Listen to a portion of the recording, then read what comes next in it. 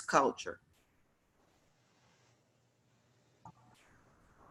Hi, this is Ken Rogers, and I love Third Ward because Third Ward is home. Dolores Rogers. I'm with People's Trust Federal Credit Union. I'm the community outreach coordinator there. And the reason why I love Third Ward is because of its history, its tradition, and because of the lovely and beautiful residents.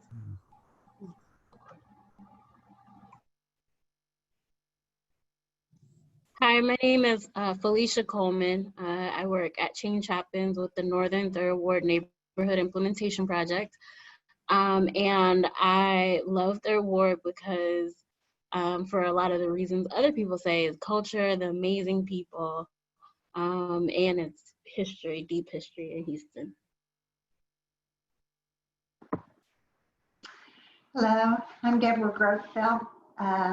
I'm working writing grants for the EEDC, and I love Third Ward because of the people and the history.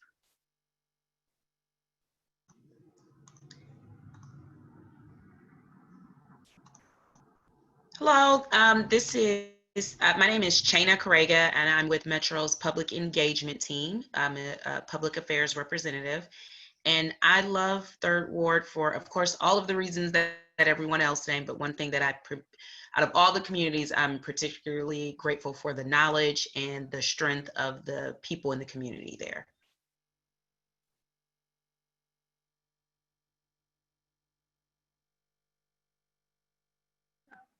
Hi everybody, I'm Malika.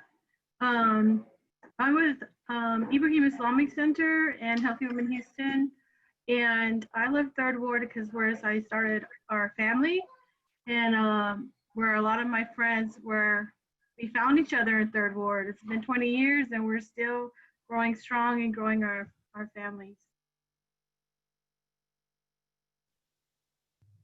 Hi, my name is Pastor Linda Davis. I pastor Boynton Chapel United Methodist Church. And I love Third Ward because my church has been a beacon of light in the community since 1957.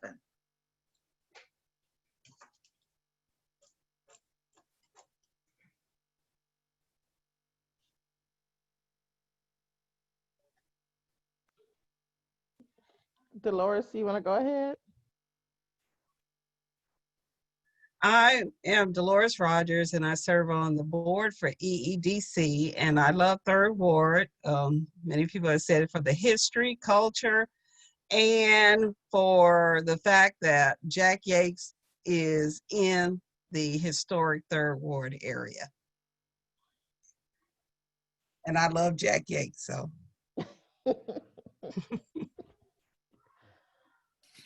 Hey guys, this is Mary Claire Neal. I'm one of the co-organizers with Houston Coalition for Equitable Development Without Displacement, which EDC is a part of.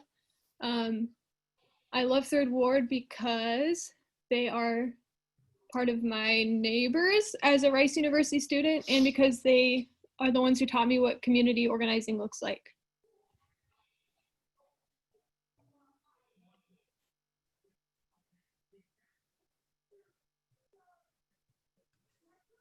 Hi, this is Dean Liscombe. I'm with 3WCCB, which is a construction cooperative.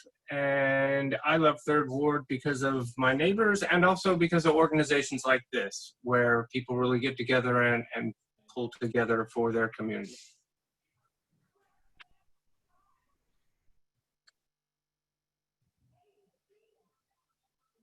Okay, anyone else? Hi, this is Marcel Merwin. I'm an architect and resident here in Third Ward. I love Third Ward because I think there's a lot of opportunities here to both meet people, as well as I think there's just a lot of energy here to work forward and sort of collaborate with everybody here in the neighborhood, because it seems like everybody wants to. Hi everyone, this is Ed. I'm part of many different organizations here in Third Ward, including Complete Communities, where I chair Parks and Neighborhood Character, and I love Third Ward because of everyone on this call. This is Brianna Drisdale with the U.S. Census Bureau. I love Third Ward because there's no place like home.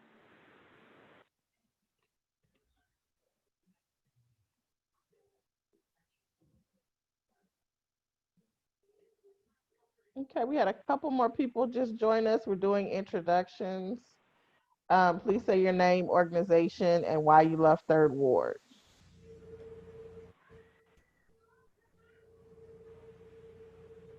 Hi everyone, this is Johnny Gigi. I serve on the board of the EEDC and I love Third Ward because I'm originally from Nigeria, but both of my daughters were born in Third Ward and I feel like I found my people in the US.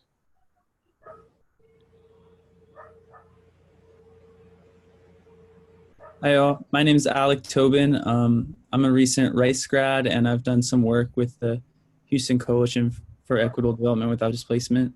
And I love Third Ward because of the amazing, really knowledgeable people I've met at the HSED meetings and the amazing organizing that happens in Third Ward.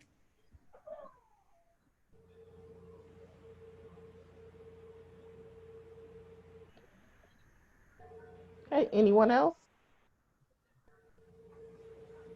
I can go. My name's Malika Bergner.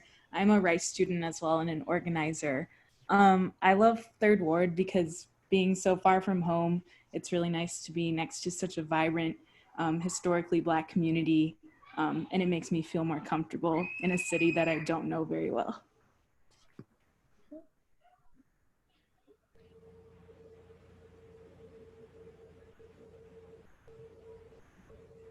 I'm Haley Kynetta. I am with Change Happens as well. And why do I love Third Ward?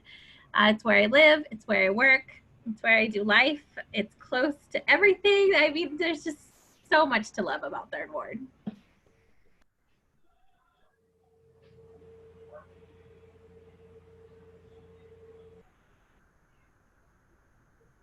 Okay, I think we had a few more people and then after this we'll wrap up and move on. Right now we're doing introductions, your name, organization, and why you love Third Ward. If you just joined the call. This is Sam Stallman of TIER. And I love the Third Ward because I want to make things happen there. How you doing, Alicia? I'm doing good. It's nice to hear from you, Sam. Hello, everyone. I'm Desiree Johnson. I do resident engagement at the EEDC, and I love Third Ward because I am a resident, and my alma mater is Texas Southern University. Hey, Desiree. Hey, how you doing? All right, anyone else? Hi, my name is Kezia, and I'm an intern for EEDC, and I love Third Ward because I think that there's so much culture and history, and I enjoy everything that it has to offer. Yeah. Hi, I'm Mary Cook. I'm your neighbor, and our church is part of Third Ward, and I volunteer a lot over at Project Row Houses, and I love Third Ward because I love the people that I've met and the kids that we've taken care of that we watch when their moms are in programming at the Young Mothers program and tutoring kids in the neighborhood. Wonderful. Hello, my name is Amy Johnson. I'm a Third Ward resident. I grew up in Third Ward and homeowner Third Ward, graduated from Yates, and so Yates and Texas Southern are my schools. So I'm here because I want to continue to make a difference in my neighborhood and see the best for it. Wonderful. All right, thank you everyone, and thank you for joining us. And we're gonna get started with our meeting. On our agenda for today, we're gonna kick off with our EEDC updates. And currently right now for EEDC, we have two wonderful new interns working with us. Kezia, who introduced herself, is one of them, as well as Noah, who isn't on the call right now, but she is worked through the U of H School of Business program, and she's working on collecting the data from the businesses and the entrepreneurs as we move into our second phase of our resiliency program, which is through the Emancipation Avenue Main Street program. We did our first phase was the resiliency funding. So we did about $15,000 in grants out to small businesses. But the second phase of that was creating actual e-commerce toolkit for small business owners, as well as training for small business owners, workshops, and for the entrepreneurs that are graduating through our program, helping them with marketing and branding kits, as well as working with all of the business owners and the entrepreneurs in terms of support through this COVID-19 time, having to pivot with their business, having to reopen in the most safe manner, as well as just moving forward and looking at opportunities for funding that they can apply for and things like that. So we've been actively working on that, and phase 2 rolls out in July. So we're really excited about kicking those off, and we'll be going throughout the end of the year with different workshops and training and bringing in specialists to help the small business owners continue to grow and build their capacity. We also just graduated our third cohort of entrepreneurs through our Third Ward Small Business Training Program. We had 16 participants. And if you drive by the office, their pictures are up on the windows so you can see them. Most of them, we have the ways that you can follow them and learn more about their business. We had everything from a hotel, Beck and Call Hotel, that wanted to open, all the way to hot dogs, to jewelry, to everything in between, including a bookstore. So we're very excited about the entrepreneurs that came through this program, and we're looking forward to helping them learn as much as possible moving forward, and just supporting them during this time, because it's such a big shift right now that just taking that leap to start a business in the midst of COVID is, kind of interesting. But we're offering as much support to them as possible, and as much support as possible to our existing businesses as well. And I'm trying to think of what else has been going on as far as the entrepreneurs. So with that, it's not just the 16, just to be clear. The support goes to all 36 entrepreneurs that have completed the program. So all 36 of those entrepreneurs will be back for phase 2, and we'll be continually working with them on capacity building, e-commerce training, and just kind of stepping them through and helping them navigate the pivots that they're having to make right now as a business owner in the midst of COVID. And Desiree is going to talk about our resident engagement and the work she's been doing as far as the residents are concerned. So currently what we're doing in an effort to alleviate concerns and stressors of COVID-19, we have an assessment form that we came out with. It'll be available online, and it'll be sent via email and also the text message base. And this is in an effort to consider families for a care package or gift cards while we're going through this time of COVID-19, people being at home through the quarantine. So you'll see that go out via email. It'll be on the Facebook page on Facebook, Third Ward is Home group. It'll be on the Ujima House page, and also the Emancipation Economic Development Council page.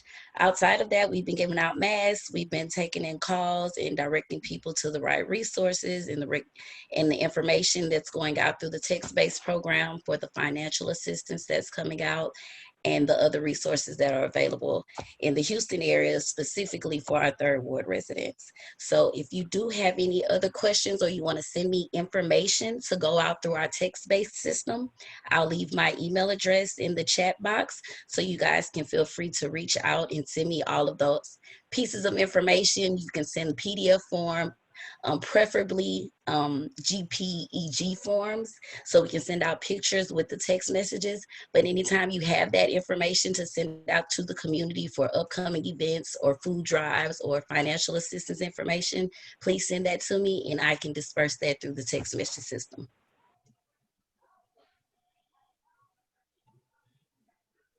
Does anyone have any questions for myself or Desiree?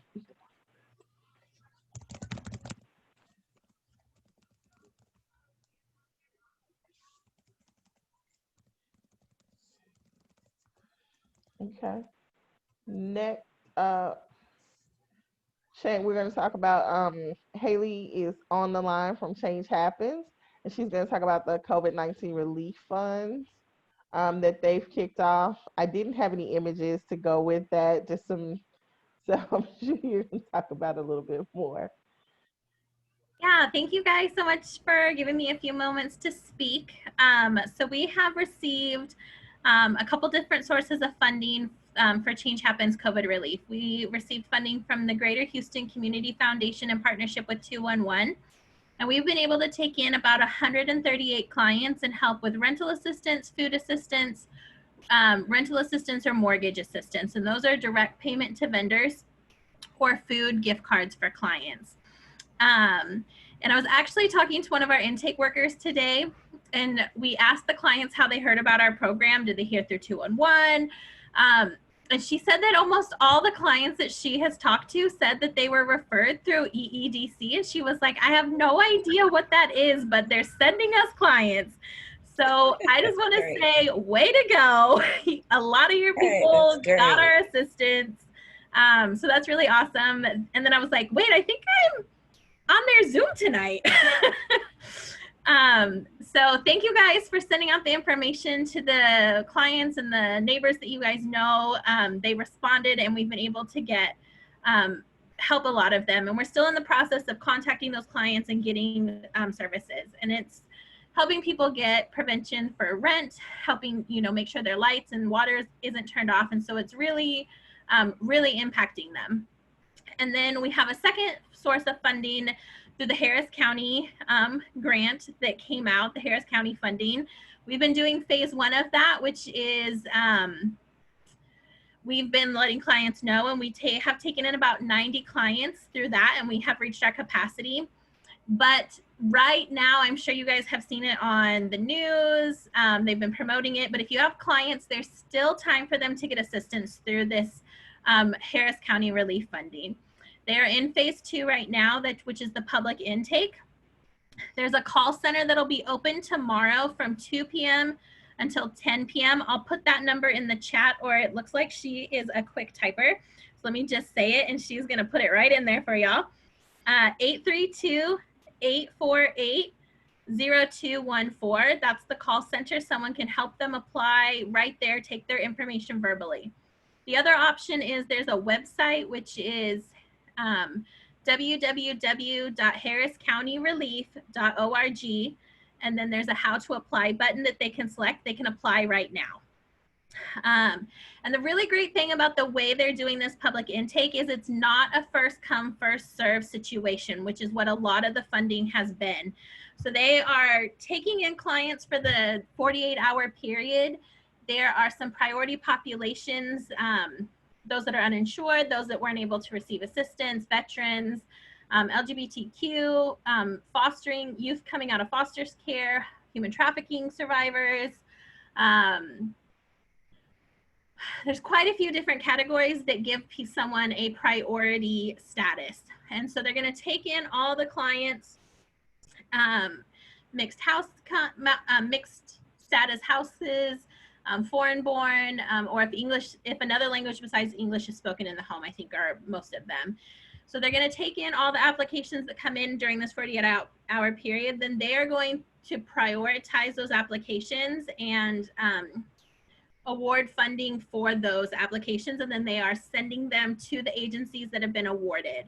So if someone applies that, you know, they can choose Change Happens as the agency that they want to serve them, or they don't have to. They can choose any other agency or just go to the agency closest to their home. But the goal is really to try to get the assistance to those that have the greatest need instead of it just being a first come, first serve basis. So they need to get in tomorrow though, because it closes at 10 p.m. So they can do the call center or they can check out that website, but send it out to those that you know that still have a need, and they can still get in that assistance window. And that's it. Yeah, and we'll be able to take 90 more clients through this public intake phase. So we'll be assigned 90 additional clients to serve. So all in all, we'll serve almost 300 clients with COVID relief assistance in between these two fundings. Did anyone have any questions? On the first one with the clients, the 138 clients, is that at capacity? Are you still accepting clients? And is the rental assistance, food assistance, is that just for residents in Third Ward, or is that? It is at capacity. It reached capacity in about 3.5 days. We took in all the clients we could, and we're serving 7 different zip codes. So we're serving the zip codes in Third Ward and then those pretty close to adjacent. So I think we're also doing Sunnyside. So not just Third Ward, but the greater Third Ward area. But yeah, both of our programs are at capacity right now. So the only way left for us to do assistance is if they do apply through this public intake process and choose Change Happens as their agency.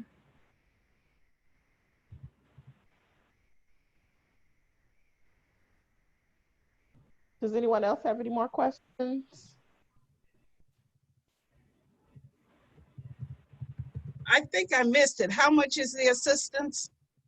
Oh, great question. So they have preset amounts. So if the applicant is a family of 1 to 4 people, they're awarded $1,200.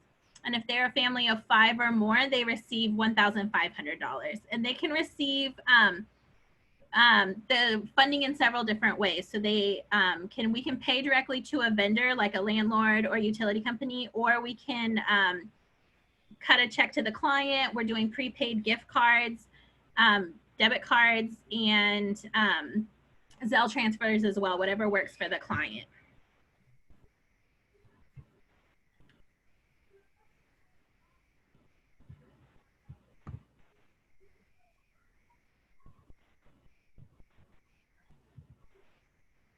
And if you follow our webpage at Emancipation and Economic Development Council on Facebook, the guidelines are listed on. We have a post with all the guidelines on there. So if you guys, need access to that information, that is up there. Yes, and there's only a couple of restrictions. They have to be a resident of Harris County.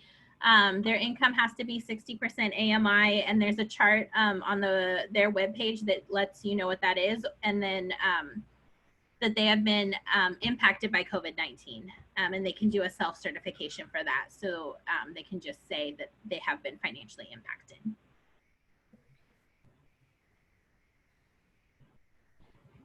Okay, thank you. Any other questions? Okay, we're gonna shift gears over to Kynetta with Emancipation Park Conservancy. Let me get your slides going, Kynetta. Give me 1 second. Okay.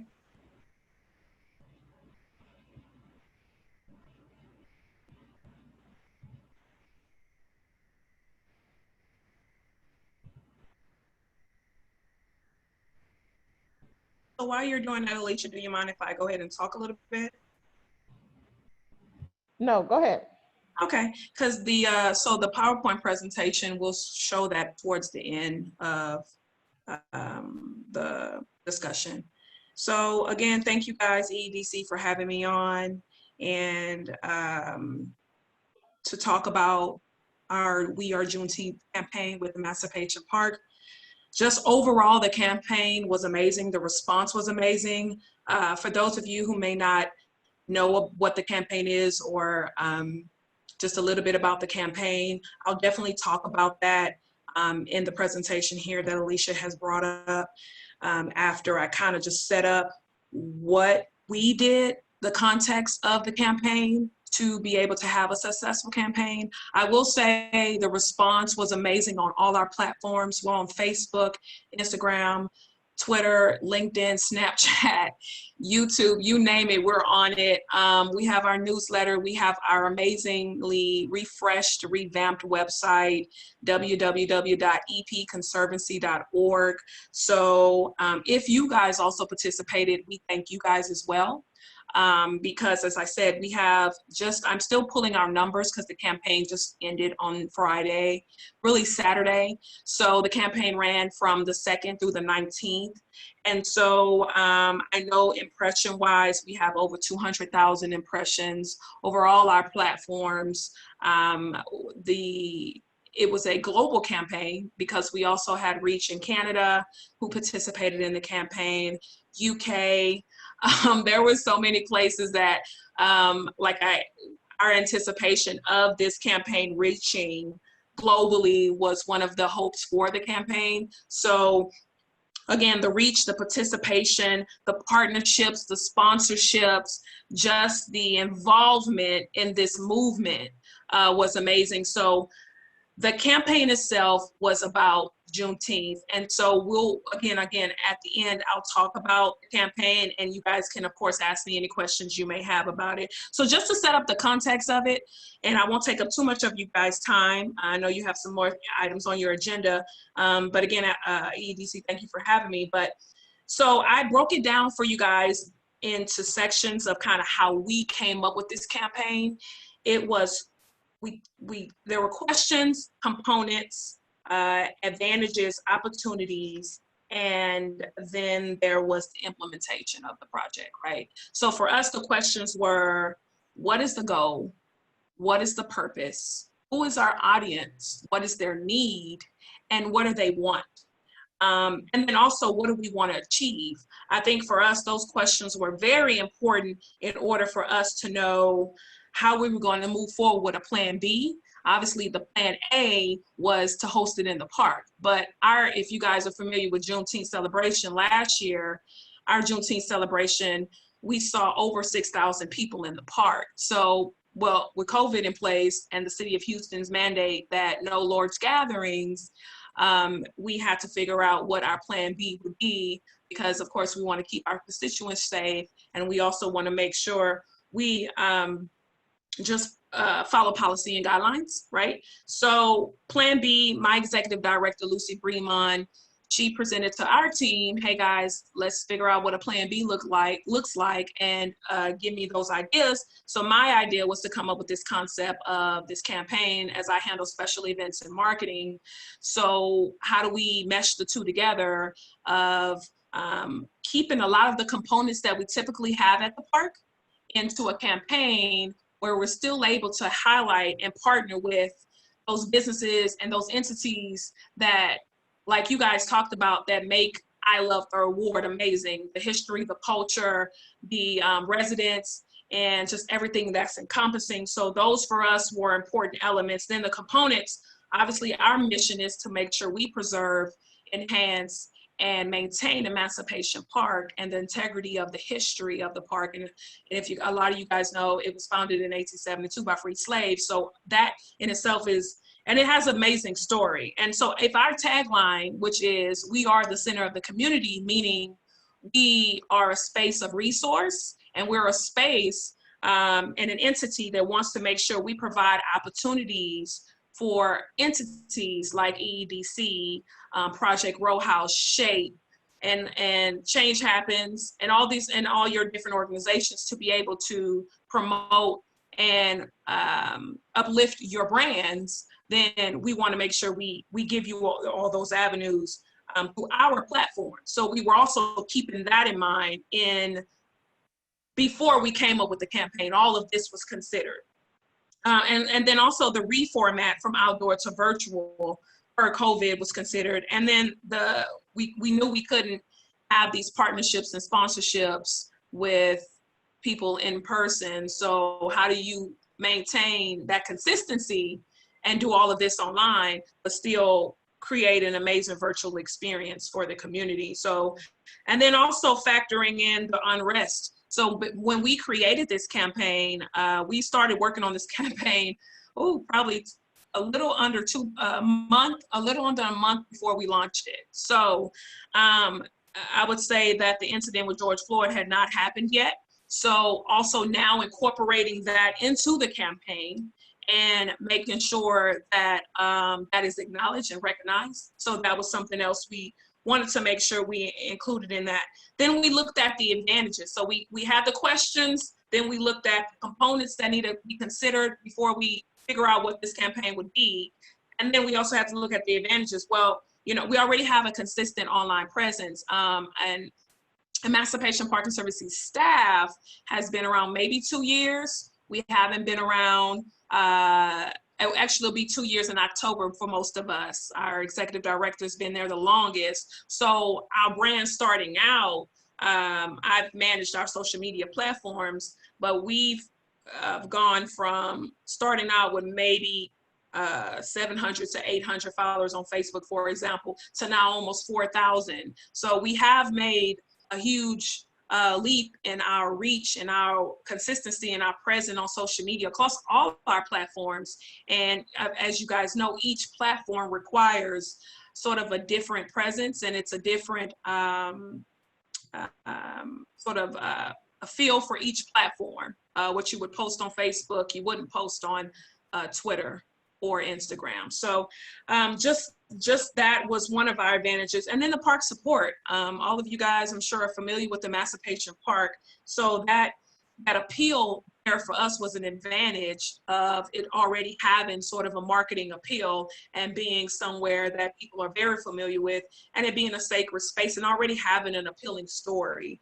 And then also the fact that the new normal is virtual. Everyone is online. That is just kind of the new way of communicating as we're doing right now. So we have this audience that we already have a consistent brand, and now everyone's online. So now we also can add to that Juneteenth, because in Houston, if you're either going to 3rd Ward or 4th Ward to talk about Juneteenth, as both of those are very pivotal in that whole history of the city and of Texas. So that's another element that we add to. We have a peak window, which is that 2nd through the 9th, which our campaign ran, to really sort of take advantage of that opportunity to tell our story, to tell the African American story, to make it inclusive, and to do a few other things that we kind of included into that package.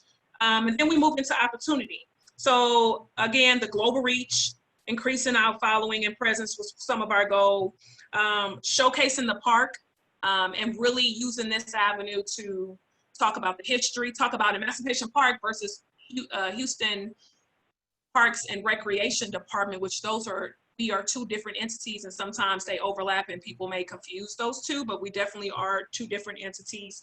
And just talking about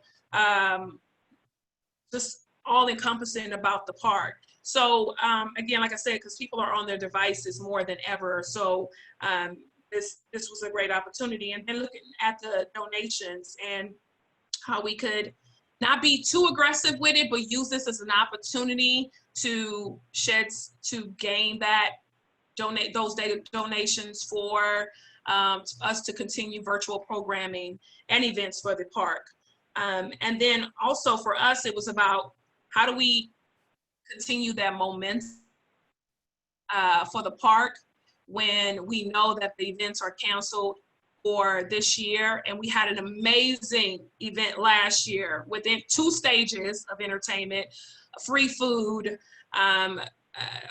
over 40 to 50 indoor community groups offering free resources, and then also 20 to 25 vendors being able to sell their merchandise and sell food. So all of that, and activations as well. So all of that is not lost, but it's just a need to figure out how do we reformat that. So again, we took all of those different elements, and for me, it was just about how do you couple all of that to come up with something that's inclusive, that is reminiscent and captures the African American experience, but it also allows everyone to participate. And so here we are Juneteenth. And so as you guys see on the screen, it was a national campaign, and I'm not gonna read all of this. I'm sure you guys probably read a little bit while I was talking, but it's a campaign that we created to celebrate Juneteenth and its connection to the African American experience, including the history, traditions, heritage, and culture is an infinite identity, right? So basically, we just took all of this information to be able to create a platform to recognize all of the different accomplishments and all of the different things that we are making and strides that African Americans are taking in their communities local. So, and then taking that opportunity for everyone to be able to participate. But it definitely, for me, when we created this campaign, my idea for it was that it was a movement. It was a collaborative movement for everyone. And so that's how we included, and Alicia, you can go to the next slide. That's how we moved into this idea of, well, after we've created this campaign, this has happened with George Floyd. So how do you incorporate that? Well, it's already been incorporated, because at the end of the day, for me, when I came up with this concept, the idea was we are Juneteenth every day. We're not just Juneteenth in June. So every facet of our life, everything that we do, everything about us, everything that we are is Juneteenth every day. And that includes anything and all the issues, anything that is affecting that community. So basically, for us, it was, COVID is very dark and saddening, of course. Then you have this unrest in the nation and globally, really. So how does this campaign bring some kind of, I guess, space of comfort? For us, it's through all of this, we're celebrating us. We're bringing, this is a bit of light to say that here's a platform that you can participate in, because of, regardless of everything that's going around us, these are the, we can't include everything, but this is just a snippet of some of the amazing things that we are doing in our community to affect change, how we can, when we can, as we do it. So again, during the month of June, and again, we started this campaign on the 2nd, and it went all the way through the 19th. And we worked with some amazing partners. So this presentation that you're seeing is when we first created the campaign, and we kind of came up with brainstorming ideas of what the tentative dates would be. The finalized schedule, of course, is what we put on social media, when we promoted on our platforms to talk about the campaign. But it was basically stories of triumph, stories about history makers pushing the agenda forward, working with and spotlighting businesses. So we did work with EEDC, we work with Black Market. And so, like I said, taking the outdoor experience and making it a virtual experience. So some of the components we had outside were, we had, again, 25 to 40 vendors. So if we have all these vendors outside, how do we still highlight these vendors and give these vendors an opportunity to have some support? And we did that by working with EEDC and Black Market to highlight 10 businesses that we can run some We Are Juneteenth specials with, while also buying from some of these businesses and giving away some of the products that they offer to the community. So that's an example of how we gave back. And then also just some that aren't necessarily product focused, and they may be more service, like EEDC or Black Market. We definitely made sure we highlighted those as well. So once we figured out something more solid, basically, we just were able to plug in and implement the plan, and just kind of call and work with these different entities to figure out, okay, let's have some webinars. Let's and talk about, for example, we hosted a webinar that talked about the Four Corners Project, where each corner of the park has a founder's monument to represent that history of the park. So that's an example of something we did. And then we also hosted a live entertainment segment, because we also have entertainment at the park. So how do we continue that portion of it but make it virtual. So we definitely have that, and it's posted on Facebook. But it was like a 2.5-hour show. So and it was live. So that's another element of how we incorporated that experience, but turning it into a virtual experience. And same thing with our highlights of the community groups that are typically in the cultural center. There are typically 30 to 40 organizations in the cultural center that offer different resources to the community. And so what we did was we were able to work with some of those to highlight them on our platform. And then I think for us, being very consistent across each platform with our graphics, being very consistent with our messaging, that definitely helped. And also making sure we just continuously reiterated how you can participate, what you need to do, and giving examples for people to see how they can participate. That was very helpful I noticed on LinkedIn and also on Instagram, we had Dow Chemical participate, AIG, Chevron, Exxon.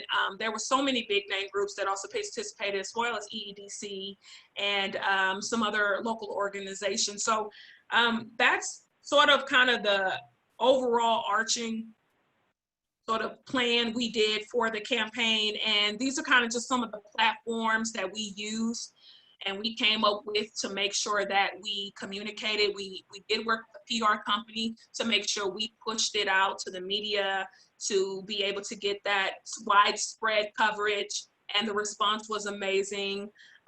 Felicia Rashad, you guys may know her from The Cosby Show, and she's a well-known actress. She's amazing. She was our honorary chair, and she just, anything we asked her to do, she was amazing with it. We also work with influencers. I think if we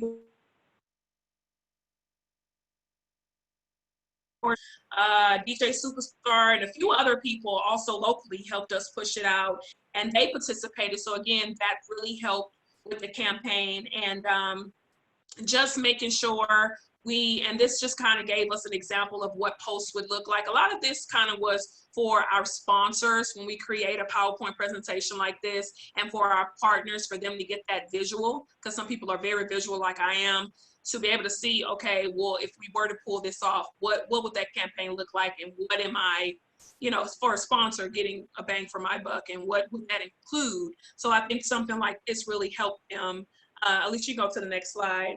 And so the final slide before the contact, she kind of just gave an example for, okay, these are the kind of posts we would show and actually, give to the community so that they can see how to participate. But again, like I said, the partnerships, the sponsorships, the involvement, the response was just ridiculously amazing. And we definitely know that this is probably going to be the norm for a while. So this was a test run for us. I think one of the challenges for us for sure was, because we're building a digital presence, was learning how to navigate the restrictions and sort of these guidelines of these platforms, and knowing the limitations of what we can and cannot do. But overall, it's definitely been amazing. And if you guys want to learn more about the campaign, or if you have any questions, again, you can always visit our website at www.epconservancy.org, or you guys can send me an email. My contact information is here, and Alicia I'm okay with you guys sharing that information with our events email and the phone number there. But that's pretty much the gist of the campaign. I'm definitely, open to any questions you guys may have for me about the campaign. And I would also say that we noticed across the board that all the other parks supported us. Levy Park, Midtown Park, Discovery Green, Herman, Memorial, there was support there, and they are our partners, and we work with them on a lot of different things. So that also helps when your partners support you, and they can spread it across their platforms, because their reach may be way more than ours as of right now, because our brand is a little bit newer. So I think that also helped with the amazing response that we got for this campaign, and just pushing out information. And I know I worked a little bit with Pastor Davis on some posts for her and some of the things she had going on for the food drives and just different drives at her church. But anything that I could push out during the campaign that could fit, I definitely I made sure that we got that information out to the community. And that was focused on, like I said, what is the need in the community? We kept going back to what is the need, what are the goals, and what are we trying to achieve? And so I think that's what really helped us to have a successful campaign.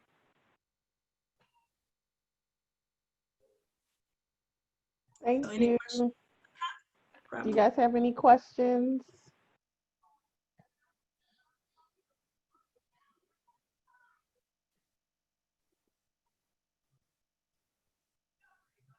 I enjoyed it, Kynetta. I think I participated in a few of the different Instagram live events, and it was really interesting. It was really exciting to see, and just seeing the posts from just all over, and just the different Juneteenth is posters just popping up randomly were really good, and it was really inspiring. I felt like, especially during this time, it's like you needed something fun and uplifting.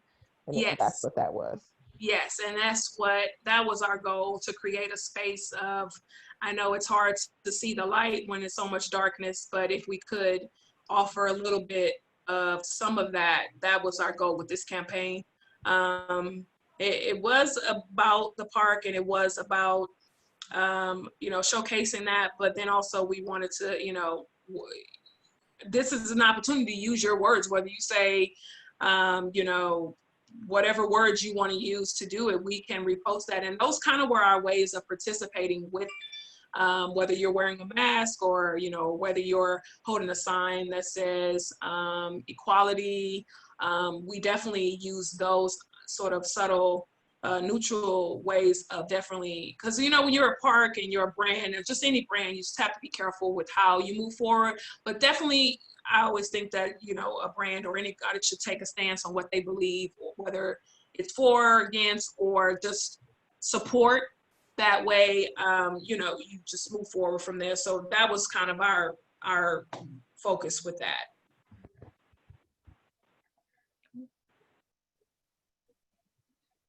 Yeah, and so if anybody has any questions, like I said, you can always email us, or, if you want to be a partner. Also, I know we have quite a few different organizations on here. We have Amon Garrett Price, who is our strategic partnership and program manager. So we can definitely get you in touch with her if you guys are interested in doing anything with the park.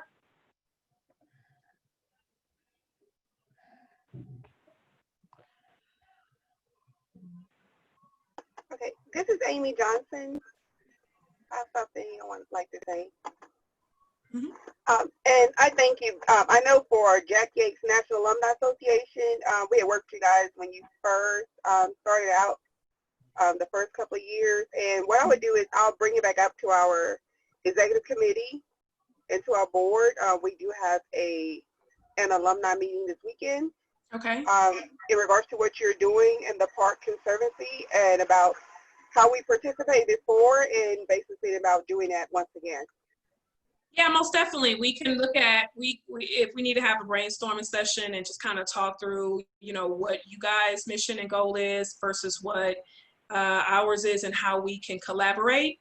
We can definitely set up something. So again, you can just get in touch with me, and I'll get you in touch with our program manager. She can take it from there, and I'll do the introduction. All right, thank you so much. No problem. Thank you. All right, thank you. Any other questions? Thank you, Kynetta. No problem, no problem. We are going to move to community updates. Does anyone have any community updates? I have received one. Kezia, our wonderful intern, put together a form so that people can send in their updates and send in things they want to share during the meeting. And virtual summer program, are you on the call to talk a little bit more about your program?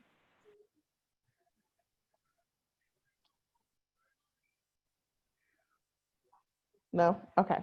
So this is the information for the virtual summer program. I don't know if you guys can see their information, but if you want more information about this, then we are able to send that out and email that information out to you as well.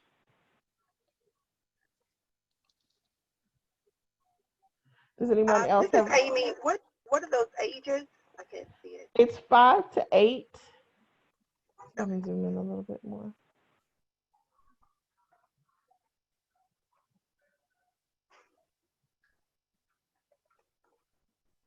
And it's $25 registration.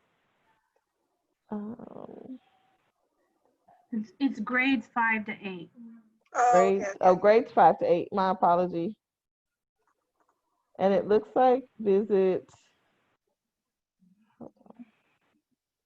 Gonna have to zoom in some more. My eyes are a little bit older than probably the rest of you guys. But for full details, TREPV Virtual Summer 2020 at eventbrite.com for more information and to register.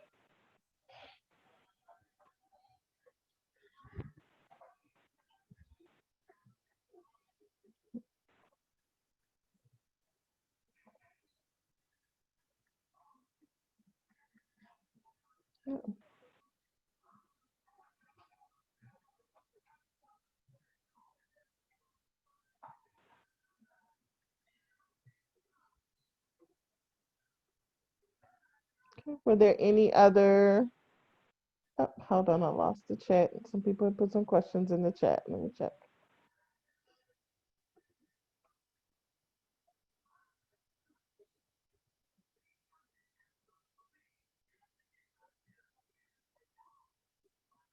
Okay. Are there any other community announcements or updates?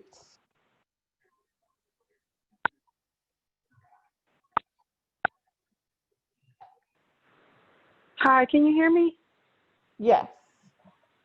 This is Brianna with the census again. I just wanted to say that I hope everyone has gotten counted on this call. I'm pretty sure you all have, but I wanted to let you all know that there is more work to be done in Third Ward as it relates to the census count. So at this point, I know there are a lot of great organizations on the call. If we haven't already partnered with the census, I know some of you all have. I would love to partner. I'm not able to be on the chat, but maybe there's a way to get you all my contact information through the host. But yeah, I would love to partner. We're definitely in need of creative and innovative ideas, definitely with us facing COVID. So please let me know if we can get together. We are attending events in person. So I just would love, and I truly need your support to make sure that Third Ward counts. Thank y'all.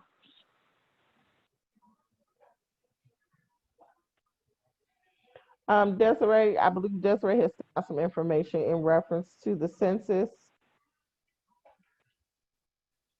And I think she put her email in the chat as well. So she would be a good person to reach out to as well.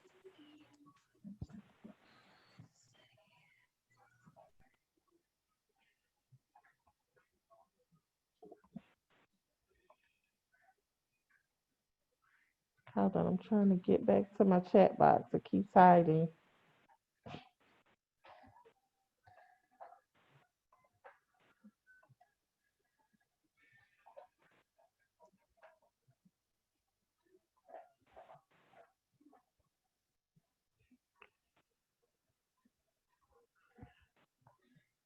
Okay, we have one question in the chat box.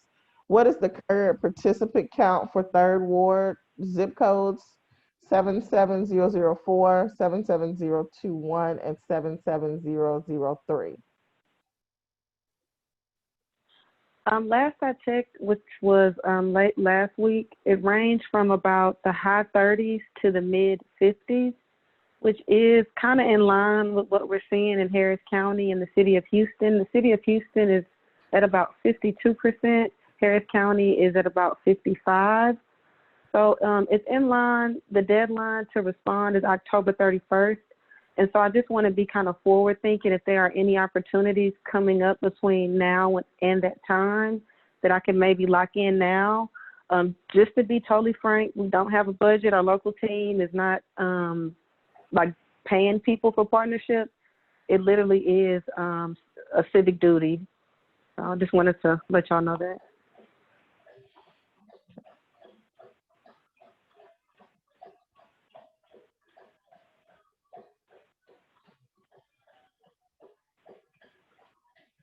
Are there any other questions? This question is for Kynetta. I'm sorry, did I pronounce it correctly? Kynetta? Kynetta. It's Kynetta. Kynetta. Okay, thank you. I was looking on your website and I saw that you guys have a financial literacy program. So I conduct free financial literacy on behalf of our organization, People's Trust Federal Credit Union. And I want to see, or actually want to know, if you guys have an opportunity for us to partner with you guys to conduct a free virtual financial literacy workshop.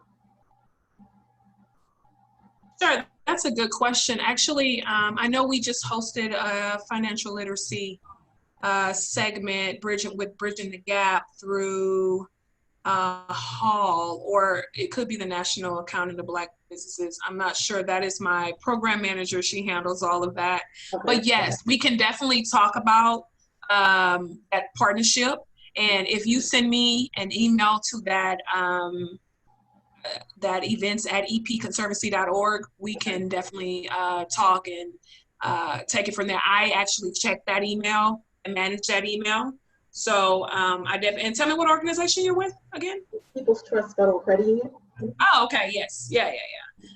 Now, yeah, we'll need to talk because I know some of our financial literacy programs, which the only one I know we have is Bridging the Gap. It's typically sponsored. I think last year it was Coca-Cola. This year, I'm not sure which organization sponsored it. So it may rotate, but again, I need to get my program manager involved to know how she handles that. Okay, great. Thank you. No, thank you. No problem.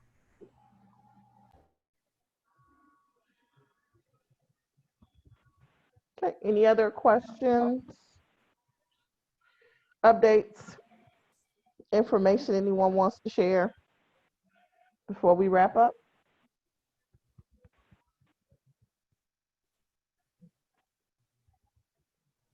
Nope. Well, thanks everyone for joining us. We have quite a bit of information I think that needs to be shared with everyone. So we'll make sure we send out a follow-up email so everyone can have the information that was shared on this call. Also, our next general body meeting is the 4th Tuesday in July. So please feel free to join us for that general body meeting. The information will be going out as well.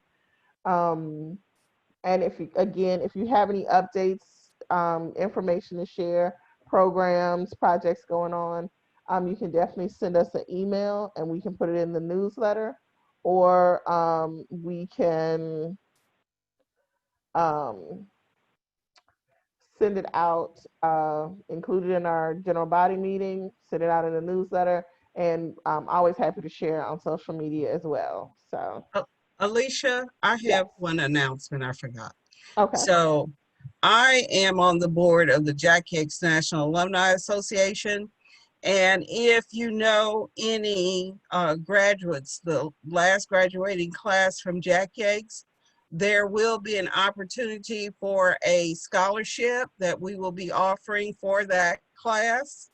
And they can go to the Jack Yates Alumni Association website, and that website is, let me see, jackyyatesalumni.com.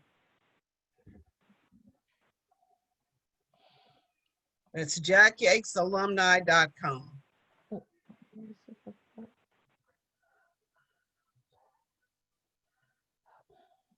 We'll be giving, I think it's 3 $1,000 scholarships to that class. So if you know of any graduates. Dolores, can I add to that? Yeah, go ahead. Okay, and also we're giving for class 2020, free membership. It's 4 years, right? Free 4-year Yes. membership for all the graduates. Yes. Jack Yates for graduating class of 2020. So that's included. So not only just a scholarship, but also free membership for alumni association for 4 years. They can go, yeah, they can go online and get the application. It will be there July 1st, I think it is, the application. And we'll award the scholarships right before school starts.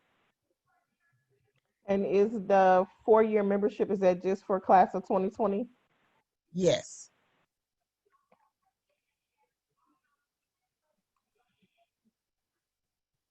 I will send you information. Yeah.